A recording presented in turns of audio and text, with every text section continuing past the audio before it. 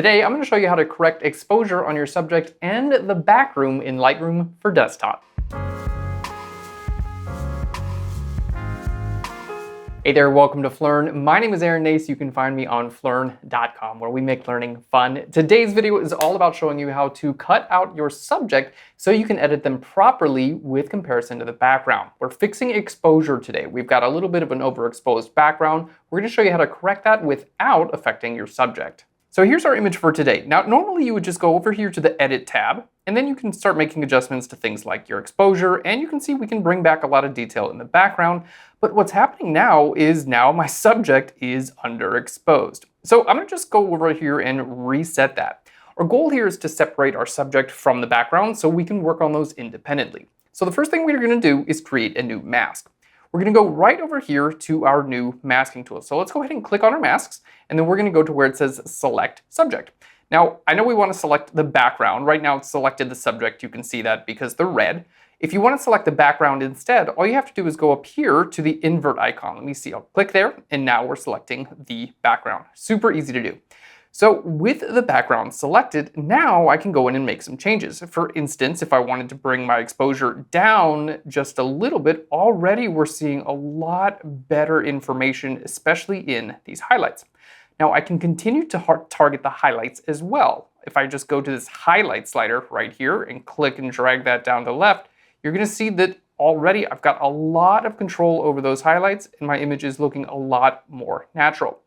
Now, if you want to see your before and after, you can just click on this little eyeball right above where it says your masks. There we go. Let's just click and hold that. So there's our before and after. Like, that took almost no time. Now you can see the background is much better exposed and I'm looking at my subject a little bit more as well. So this is a fantastic first step. Now, keep in mind, you can make these changes at any time. This is completely non-destructive editing.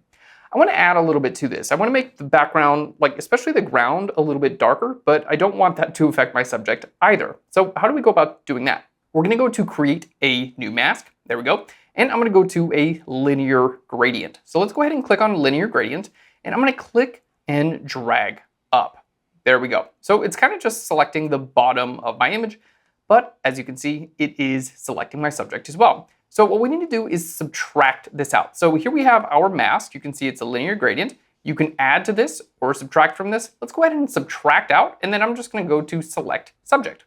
There we go. Check that out. So now it's just the ground and not my subject. And I can go over here and then bring my exposure down a little bit and make my ground a little bit darker, which is again just gonna help my subject stand out just a little bit more from the background. Let's go right up here to where we have this little preview icon in our masks. Just press and hold that to see there's the before and the after. Man, that's looking so good.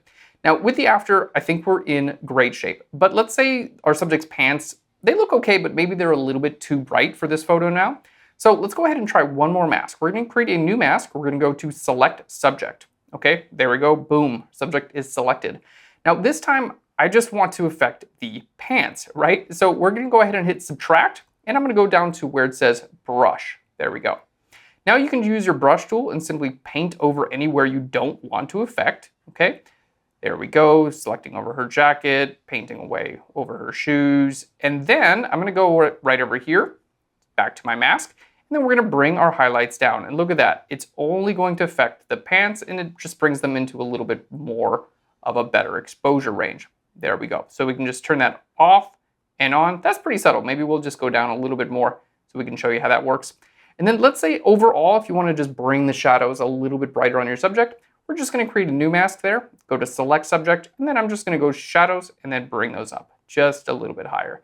And this is a great looking image. Let's go ahead and click here to see there's the before and the after. You can see this doesn't really take that much time. Our image overall is much better exposed.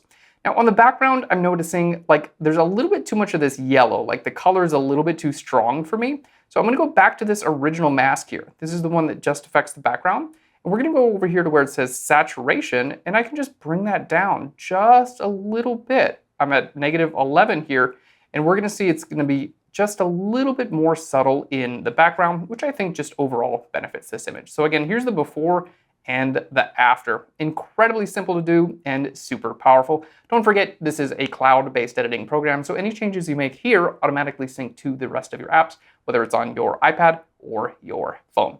You can download the sample image and follow along. Just click on the link right down below. If you want to get more free tutorials from Flurn, click that subscribe button. Thanks so much. Give us a big thumbs up. And this is the end of the video.